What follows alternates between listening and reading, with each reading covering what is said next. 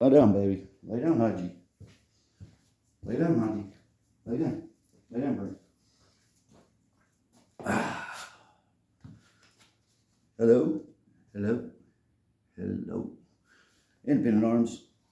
I'm back with another build, another show and tell, if you will. And this is actually my first attempt on the larger 30 caliber cartridges, the LR-308, commonly known as the AR-10. This isn't actually an AR-10, but you know, we typically call it an AR-10 because it's in this platform, the larger frame platform. And that's fine. AR-10s have a little different, some different profiles, like a different neck here, and not quite as rounded, and a few other odds and ends that are different. But anyway, it ain't about that. It's about this. This is what I built, and this is a 308.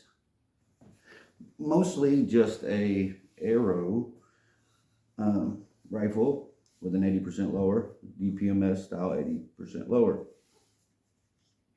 I'll go ahead and just shut up and tell you what it is, and then I'll just say, guys, this is not like advice. This is not, I'm not trying to tell you how to, what you should do, how you should train. I am not that.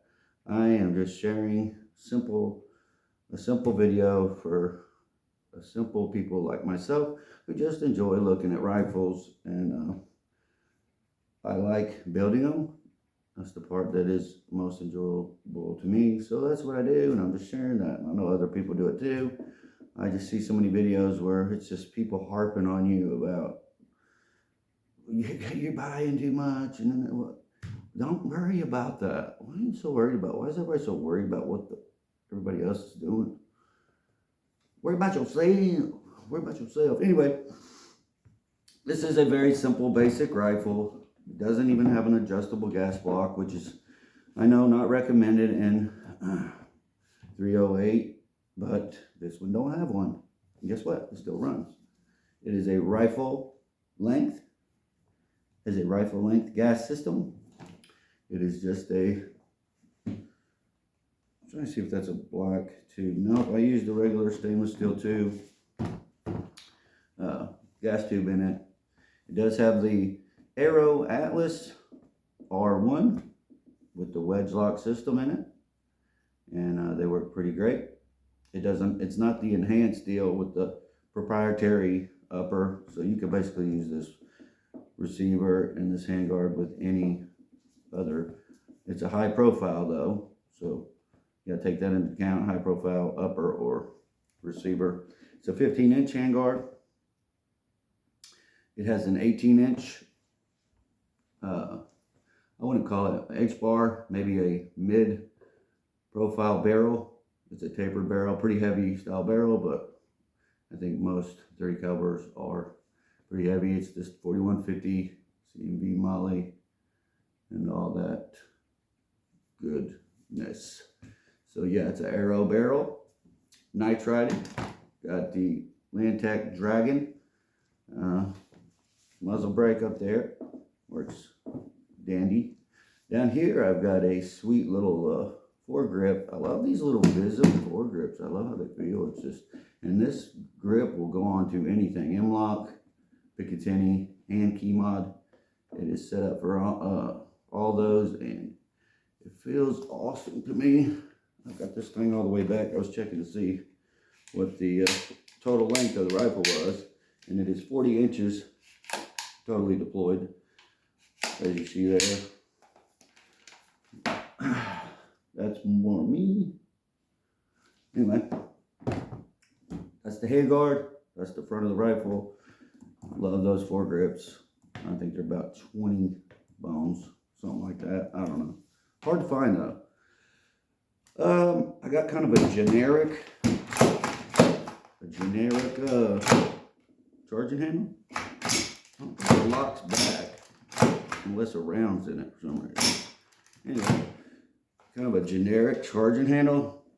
I got it because it was 20 bucks on, I don't remember, some website.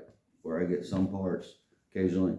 And the reason I like it, because it looks like one of these, the Griffin Armament Snatch, which I think are really cool looking charger handles and work great. And it works great, so I couldn't even tell you what the brand would be, but you might be able to see already the BCG is a Aero nitrided, just their standard BCG also. I think it's actually a 9310 bolt, if I'm not mistaken, and just a regular carrier. I'm not sure what the steel is, probably the most common steel used these days. I cannot remember, 8310 or something wild like that. The lower is a DPMS Pattern, 80% lower. First one I cut, like I said, turned out fine, works great. It's one of those Magpul SR25s or something crazy like that magazine that's supposed to work with Creedmoor LR-308. I didn't have a great luck with it at first, and it's running fine now though. But I did have to swap out the paddle here, whatever it's called, the bolt catch. Had to buy a DPMS, I think, brand bolt catch to remedy the one that came with it. It just was very flawed. It just did not operate correctly with the one that I originally had in it. So I took it out, tried this after looking online and asking a few questions, and it fixed the problem. So thanks to everyone out there willing to take the time to write down their experience and what they did, because it helped me tremendously. It does have a Strike Industries, I don't know if you can see it, anti-walk pin set. I hate them, but it's on there anyway because I bought like 3 at the time for 11 bucks, and I think that one's actually broke. I don't know if you can tell it, but it's broke. They're so flimsy, man. That's what I hate about it. They're just really, maybe they work. To me, they don't. They just, every time you do anything, these things move and seem like they don't really work well. But maybe it's just me, and maybe I'm doing something wrong, probably. Also, these Aero uppers, I was just looking, do have a set screw for the forward assist, which is pretty cool. I like anything like that, where the set screws and the bolt catch. It's also got a set screw for the bolt catch, since we're talking on that. Also, those hand guards do have some lightning cuts and some ventilation for heat. They're M-lock. This particular one's M-lock. I don't know if they make anything else besides M-lock with these. Maybe they make Picatinny, I'm not sure, but I doubt it, because they're pretty thin. They're pretty light. It does have QD attachments on it. They are anti-rotation. They're only in the back. My guess is because if you put them in the front, this thing would probably bend, start causing you some accuracy issues maybe, or worse, I don't know. I got like I said, just a regular mil spec. These work on the 308s and the 556. Same size end plate, it's QD end plate. It is not anti-rotation, but it is cheap. It's just a Foss end plate. And that castle nut also, I do have it staked 2 times, and pretty nicely, I might say. I don't always make them look that good, but apparently that day I was on it. But got a regular 308 buffer tube in it. Something with that is I did start out with a regular 308 buffer spring and weight, and it would not cycle well. So I ended up just getting a Armaspec Stealth recoil spring and threw in it, and it cycles like a dream now. No problems. The stock is this Magpul. Here, I'll read it because I don't even know. Magpul, well, whatever, it's Magpul. It doesn't have the little spaces for batteries and that stuff in it. It's just got the cheek weld. It does got the little guy right here that opens up. I guess you would put something in if you wanted to. Whatever. Skittles, gotta say. I do love some Skittles, but I probably wouldn't put them in there. Maybe. The trigger is a Geissele. Maybe you've heard of Geissele. It's the lightning bolt trigger, 2-stage. I think it's like an SSED or something groovy. It's got the little nickel boron part in the lower part of the trigger group. Can't think of it off the top of my head. Extractor or something. Anyway, whatever it is, it's got that in it. They're a little pricey.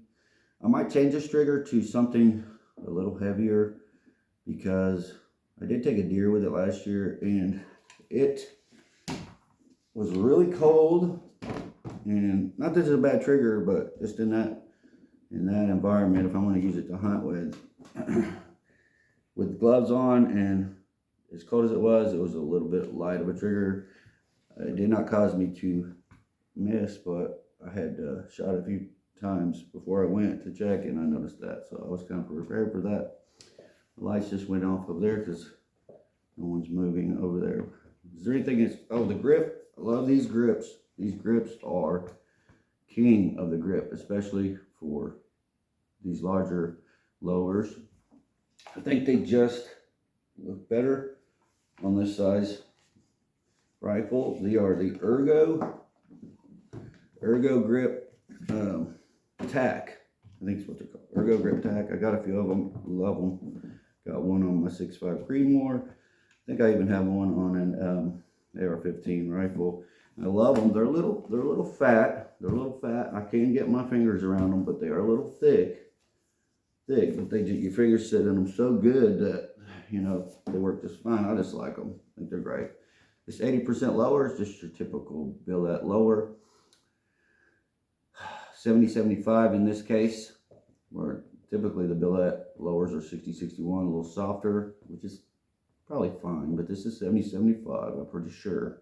It was a hard cut, and don't look bad, you know, for an 80%, I don't think. If you tell me, I don't think it looks too bad.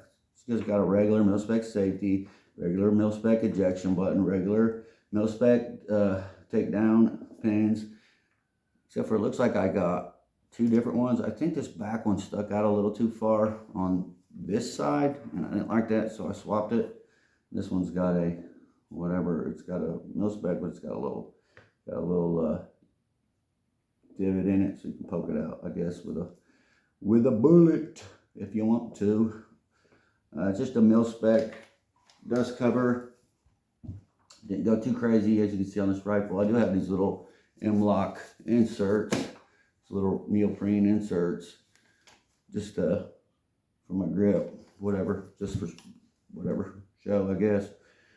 But I like it. They're cool. They're great. They're awesome. I love them. It's just got an MS1 mag pull swing. Nothing crazy. Nothing real fancy. It does adjust. It's an 1.5 inches, and it's good enough for me. I don't really have a lot of high-end slings. No, I got some Blue Force gear. I guess that's kind of a better whatever. They're good, but these are not bad. I don't hear most guys say they suck. I don't know what sucks so much about them. They're fine for me. And guys, I know this video probably sucks. I just turned this thing on. It's a cheap phone, and I don't practice. I don't plan ahead. Maybe I'm wrong for that, but I just do this for fun, right? Just for fun, just show and tell, whatever.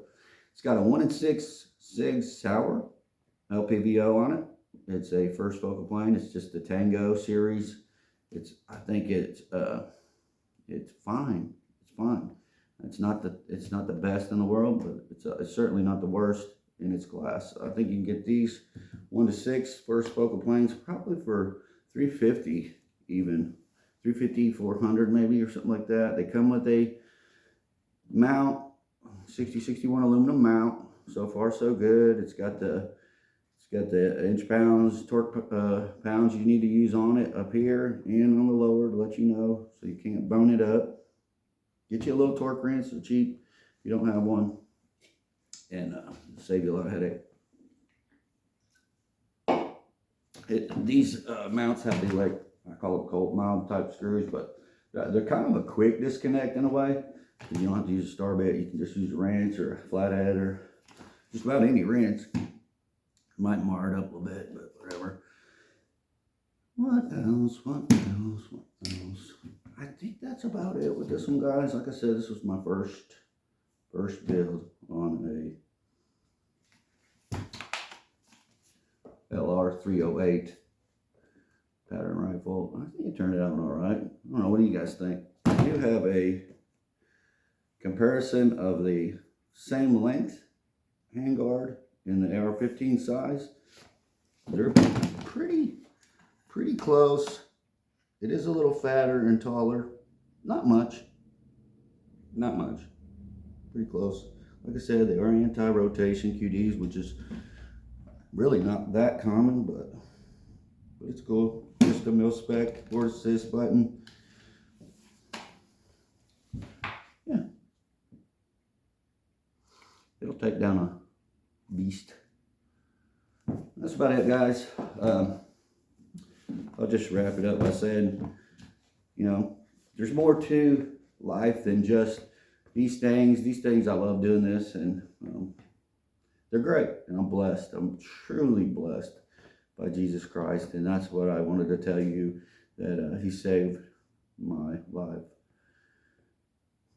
5 years ago now, I guess. I'm 47 years old, so I was 42, and I was a drug addict, terrible drug addict.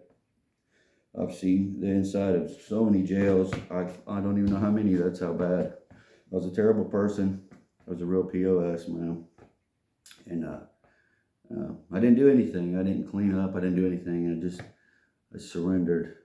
I surrendered to him, and he revealed himself to me and changed my whole life. Changed everything. He took the scales from my eyes, as they say, and I can see the world as it is now, and I can see the truth now. I don't know it all, don't get me wrong, but what I don't know, I go to him and I ask him, and he helps me and he blesses me, and I'm thankful for that. And he will do the same for you. He will do the same for you. I promise you. He wants that. He came here for sinners. He did not come here for the righteous. He came for sinners. That's me and you and all of us. So, you know, I was 42. I made fun of people that said that kind of thing, like I'm saying right now before. I laughed at people, but inside I always had a little something, a little fear. Maybe he's real. And he is real. Come find out. Anyway, love you guys. Hope you enjoyed this. I got much more coming.